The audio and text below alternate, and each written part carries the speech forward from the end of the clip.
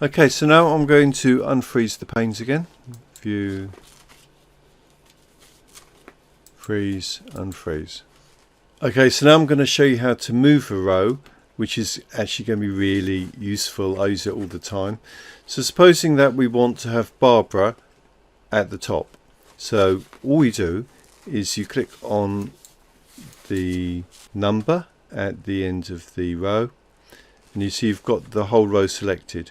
Now what you do is you move your mouse down till it appears on the outside of that row, and then you see this is like a normal white cross, which is what it normally is. So I'm not pushing down any of the buttons, but you see it suddenly changes to a cross with these arrows there. So as soon as it changes to a cross with the arrows, at that point left click. Now you've selected that whole row, and you can just move it up, so it's moving there, and then left click.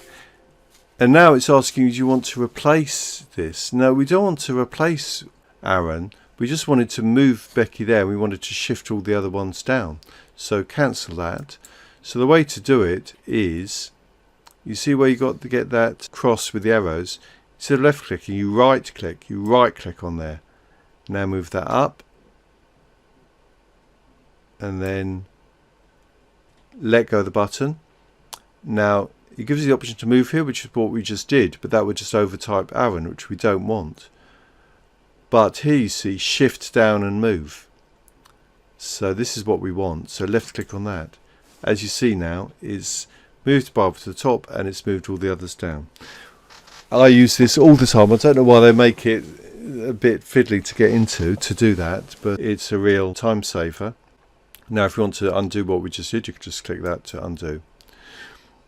You can do the same thing here. So supposing, I mean obviously we wouldn't want August before April, but just to demonstrate how easy it is to move a column, you do the same thing. So you click on the letter J to select the column, move the mouse to the outside till the cross changes to the with the arrows, then right click, and then keeping the right button pushed down, you drag it to where you want it to go, then let go of the right button, and then this pops up, and then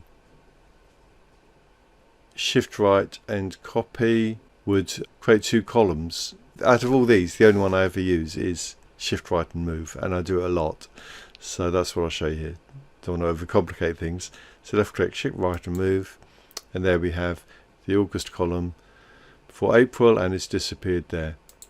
So to move it back, we could just click undo, or it's so easy. But once you get the hang of this, it's dead easy. You just click it, get your cross with the arrows, and then just keeping your right button pushed down, move it back, then let go, then shift right and move. It's very easy.